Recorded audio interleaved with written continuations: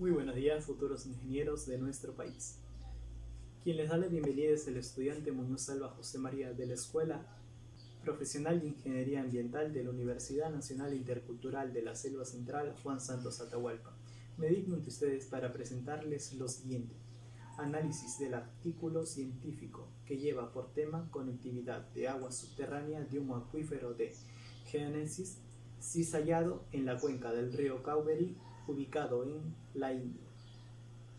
Tabla de contenidos. Primero abordaremos la frase. A partir de ello responderemos a la siguiente pregunta: ¿dónde, qué, para qué, quiénes, cuántos, sus principales hallazgos y por último las referencias bibliográficas? Como parte del cuidado del uso hídrico, la asignatura de manejo de cuencas hidrográficas se complace en decirles: tú eres un 60% agua y el agua es 100% fibra. Ahora les presentaré el área de estudio. Iremos desde mi ciudad natal, La Merced, Chanchamayo, e iremos hasta la cuenca del río Cauvery, ubicada en la India. Las coordenadas UTM son las siguientes: 670.737,885 milésimas este, 1.300.636,472 milésimas norte. Puntualmente, ¿dónde se ubica el artículo? Se ubica en la cuenca de Berambati, las cuales es uno de los principales tributarios de la cuenca Cauvery. Este comprende una extensión de 84.000 kilómetros cuadrados. En el mapa está delimitado por las líneas punteadas. Los puntos que se ven al interior son los pozos que fueron construidos por las comunidades nativas para proveerse de este recurso hídrico, que en este caso serían las aguas subterráneas. Ahora abordaremos el tema Cauvery, y aquí podemos abstraer dos puntos importantes, tanto la parte hidrológica como la geológica, que a continuación vamos a explicar. Bueno, primero abordaremos el agua subterránea.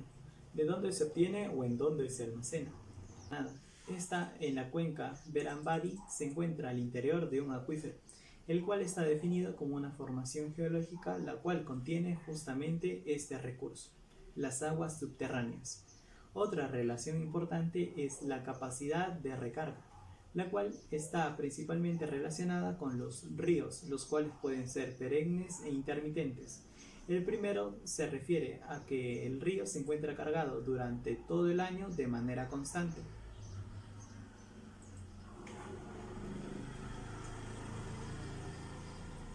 Mientras que los intermitentes suelen secarse en alguna temporada del año.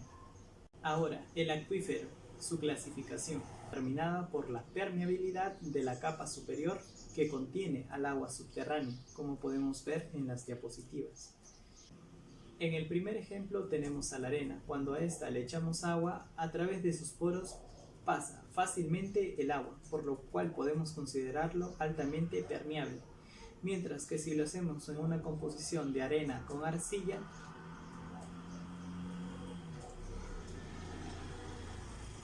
esto va a evitar que el agua pase, por lo tanto podemos considerarlo impermeable. Si la capa superior es permeable, se le considera un acuífero semiconfinado, mientras que si es impermeable lo denominamos un acuífero confinado. Y si no presenta esa capa superior, lo podemos determinar como un acuífero libre. Las principales amenazas o características serían: el acuífero libre se ve altamente expuesto, ya que su relación va directa con la superficie, ya que no hay capa superior al agua subterránea, y su impacto es de manera directa. En un acuífero semiconfinado, esta, por la composición de la capa superior, puede atraer solutos al recurso hídrico, mientras que en un acuífero confinado, esto se ve determinado por las altas presiones, ya que el agua se ve confinada justamente en su capa superior, que es impermeable, y en la capa inferior, que también es impermeable, por lo cual esto genera una alta presión de las aguas, y estas son las que principalmente son aprovechadas para los pozos. A continuación tenemos una demostración de las rocas metamórficas que nos explicará acerca de su proceso de formación. En el video podemos apreciar que simplemente juntamos hojas de colores, tanto azules como amarillas, y procedemos a entrelazarlas para poder determinar los diferentes tipos de rocas metamórficas. La primera tendría una interrelación bastante escasa, por lo cual cuando lo combinamos se pueden diferenciar en su firma geológica, la cual tenemos en la parte derecha, la cual representa a las rocas clivaje, las cuales al unirse aún se pueden diferenciar si es de un tipo o del otro. Ahora hacemos un entrelazamiento muy minucioso. A este tipo de rocas se les denomina ecto. Por último tenemos las que sufren una metamorfosis mucho más extrema, las cuales son las que queremos abordar en el siguiente experimento. Para poder representar las características extremas, tenemos dos elementos importantes, la silicona y la témpera. Primero, con la témpera simplemente echamos en el recipiente y vemos cómo éste interactúa al interior del agua. Como podemos ver, estos nunca se llegan a entrelazar o a mezclarse químicamente, solamente se encuentran agrupadas físicamente. Después le echamos la témpera, lo mezclamos y podemos apreciar para observar lo que ya conocemos como distribución por densidades. Lo más denso pasará a la parte de abajo, mientras que las partículas menos densas se quedarán en la superficie. Ahora tenemos un resumen de todas estas rocas metamórficas. Las del clivaje son las que sufren una menor metamorfismo, mientras que las rocas gneisicas son las que sufren las condiciones más extremas en su formación. La roca gneisica, en condiciones naturales, se vería como lo que vemos o lo que conocemos como los horizontes A, B, C o D, los cuales son encontrados en cualquier tipo de suelos, por la distribución de densidades que ya hemos explicado anteriormente. Pero estos no podemos tratarlos como si fueran líquidos, sino una composición de rocas minerales, las cuales han sido agrupadas de manera brusca. Lo siguiente en su formación sería que no puede ser tratada como un líquido. Por ejemplo, no podemos tratarlo como si fuera agua con sal, ya que la sal, al echarla dentro del agua, esta al disolverse le da una carga eléctrica, la cual no tenía anteriormente el agua. Este sería un proceso tanto físico como químico. En este tipo de rocas, la unión es íntegramente física. No se llegan a adquirir las propiedades ni de uno ni de otro mineral. Simplemente están agrupadas de manera brusca al interior de la piedra o de la roca. Podemos decir que aquí aplica el divide y vencerás, ya que los minerales, al estar agrupados de manera tan brusca, se pierden sus propiedades, ya que no llega a ser una roca sólida, sino la agrupación de varias rocas pequeñas, por así decirlo. Dentro de sus propiedades que se pierden están la porosidad, la saturación, la permeabilidad, la comprensibilidad. Dentro de los objetivos, el objetivo principal del artículo científico es determinar el grado de conectividad entre la parte geológica, que vendría a ser el gneis cizallado, y la parte hidrológica, que son las aguas subterráneas, por lo cual colocaremos los ítems. Pueden ver claramente una gotita y una roca. Dentro de los objetivos específicos sería medir el impacto de la disminución, ya que los acuíferos corresponden a reservas de agua para los lugares en donde en ocasiones se suele secar el río, como en el caso de la cuenca Berambadi, la cual estamos abordando.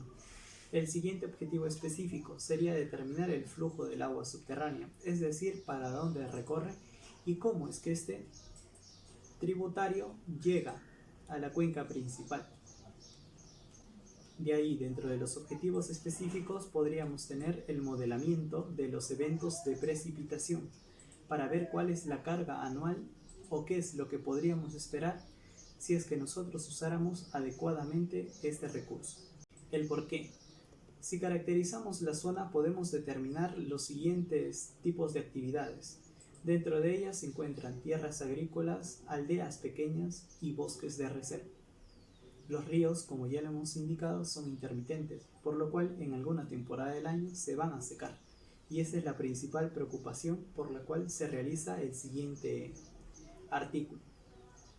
Para ello, los habitantes, así como las organizaciones internacionales dedicadas a la preservación del medio ambiente, priorizar la sostenibilidad de este recurso, el cual es medido a través de la cantidad y calidad anual de recurso hídrico de esta cuenca.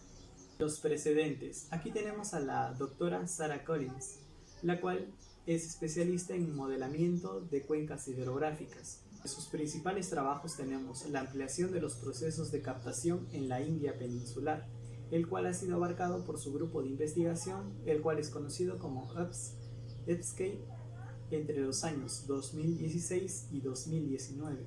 Su obra cumbre sería la conectividad de aguas subterráneas de un acuífero de Genei-Sisayad en la India, el cual fue realizado en el año de 2019. Su equipo humano representa una colaboración internacional tanto de científicos indios como británicos para la preservación de la cuenca Cauvery en la India. La profundidad. Bueno, la influencia de las intervenciones a pequeña escala en esta cuenca está determinada tanto por el equipo que anteriormente mencionamos, el EPSCAPE, para determinar los flujos hidrológicos de cuencas, y el Servicio Nacional de Observación, el cual pertenece a la red francesa de observatorios de zonas críticas. Todo ello vislumbra el interés humano por brindar apoyo a aquellas zonas que están desprotegidas y que justamente requieren de estos recursos para sobrevivir.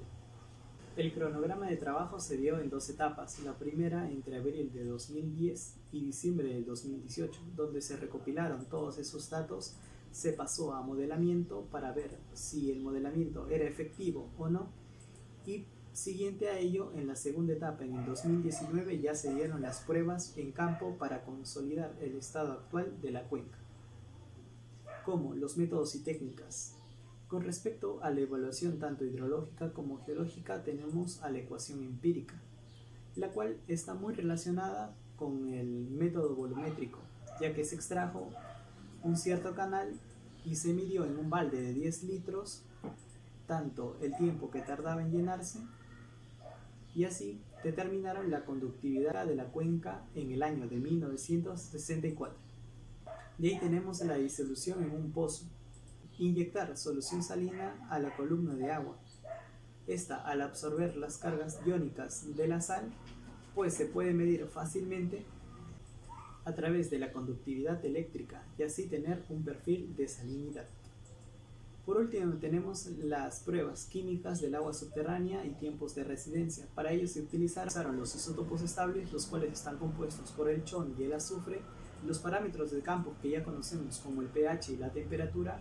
Asimismo, dentro de los 23 a 22 CFCs encontrados en la lista del Protocolo de Montreal, el presente estudio ubicó 10 de ellos para su investigación. Y por último, el hexafluoro de azufre, el cual pertenece a los gases de efecto invernadero y es el que mayor potencial de calentamiento tiene, lo que es análogo a decir que es uno de los mayores contaminantes. Ahora tenemos los métodos de modelamiento, los cuales se dan en un procesador o en un software, los cuales podemos decir que dentro de las observaciones históricas tenemos que ha sido utilizado como una herramienta exploratoria, más no como predicción, es decir, que ha pasado por un proceso de acoplamiento a las condiciones adecuadas. Para ello se modificó la porosidad media, así como los coeficientes de escorrentía, para que todos estos datos estén relacionados con los datos que fueron tomados en campos y recopilados por el equipo investigador. Asimismo, se afianzó su uso con 173 pruebas en la capacidad específica de la cuenca, los cuales ayudaron a determinar el yacimiento dentro de los próximos 40 años y así obtener la predicción adecuada del río Cauvery, una de ellas la cuenca Berambadi, la cual estamos estudiando. La capacidad específica normalizada. Para abordar el siguiente mapa tenemos lo siguiente. La capacidad específica relaciona tanto el bombeo como el abatimiento. El bombeo es decir, la capacidad de la bomba para poder extraer el agua. El abatimiento, qué tanto se gasta del agua. Y esta es una relación directa entre la eficiencia de los pozos y el valor del parámetro, ya que por un lado tenemos lo que extraes y lo que consumes, lo cual no puede ser mayor, ya que si no generas un déficit. Los niveles tenemos los siguientes: el morado es determinado como el más eficiente y el rojo es determinado como el menos eficiente. Sectorizamos el mapa de la siguiente manera. El 10 significa que de todos esos pozos, los puntitos que vemos en las imágenes, el agua está ubicada a 10 metros de profundidad. En los de 20 a 20 metros y en los de 40 a 40 metros. De los 10 metros hemos podido determinar que 20% de todos los pozos son altamente eficientes y uno de ellos muy eficiente, casi a la perfección. En los pozos de 20 metros solamente el 8.7% es eficiente, mientras que el 26.1% es extremadamente deficiente, lo cual quiere decir que ellos extraen más de lo que consumen, lo cual genera un déficit al resto de. Por último tenemos a la zona de los pozos de 40 metros, los cuales solamente son eficientes en un 13.3%, mientras que el 60% de ellos son extremadamente deficientes, lo cual ocasiona una pérdida irreparable de este recurso. En conclusión podemos decir que el 84.1% de todos los pozos son deficientes, lo cual contribuye al desaprovechamiento de las reservas acuíferas. El 27% de ellos son extremadamente deficientes. De ahí podemos determinar que las causas principales de la pérdida de este recurso son antropogénicas, ya que los datos extraídos pertenecen a los pozos en funcionamiento de cada aldea al interior de la cuenca Berambari. Entonces tenemos una correlación inequívoca entre la profundidad y la eficiencia de los pozos. A mayor profundidad, menor eficiencia, lo que corresponde a un mayor desaprovechamiento de este recurso. Entre los principales hallazgos tenemos que la cuenca Berambari se encuentra entre un 40 a un 70% compuesta por rocas fenoístas, que su principal fuente de recarga se da durante el año entre un 30 a un 100 milímetros y las cuales representan de un 5 a un 9% proveniente de las lluvias. Ahora veremos las fracturas a más profundidad. Esta imagen es mucho más detallada acerca del interior de alguna de las fracturas con respecto a las formaciones geológicas.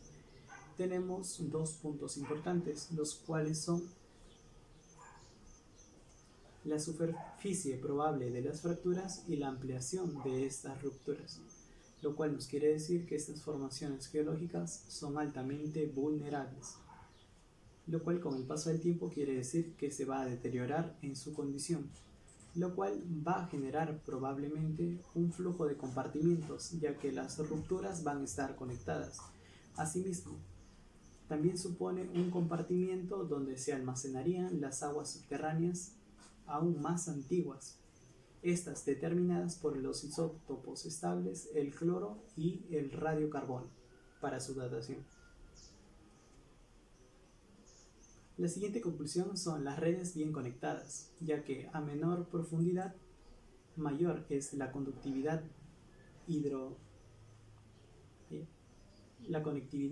hidráulica. Entonces tenemos un buen número de grietas, el abastecimiento de agua a buenos niveles, lo cual nos da una conclusión de la alta conectividad del flujo de aguas subterráneas. Adicional a ello, yo les quiero presentar el siguiente caso, los cuales determinan las actividades que se dan en la superficie son directamente proporcionales a las aguas subterráneas, ya que estas se encuentran bien conectadas. Lo siguiente sería que, a manera de anécdota, los habitantes de esa zona solían usar cultivos con alta demanda hídrica, lo cual es ilógico, ya que justamente lo que escaseaba era el recurso hídrico. lo cual nos propone un sistema agrícola mucho más flexible y contextualizado a las necesidades y demandas del ambiente y de la población. El punto más fuerte de esta investigación, a mi parecer, sería que el sistema de recargas en el año 2017 perdió tanto el nivel de las aguas subterráneas, lo cual hizo que se perdiera el rendimiento al interior de los pozos. Entonces, los pobladores no pudieron extraer durante todo un año el agua y tuvieron que buscar mejores medidas o medidas ecológicas para abastecerse de estos recursos. Entonces, para el año 2018 se recuperaron tanto los niveles como los rendimientos de los pozos, los cuales nos da una visión bastante ecológica, ya que esta alta conexión puede hacer que fácilmente se recupere el recurso hídrico en tan solo un año. Por último, tenemos en las referencias bibliográficas, y con eso culmina mi presentación el día de hoy. Gracias.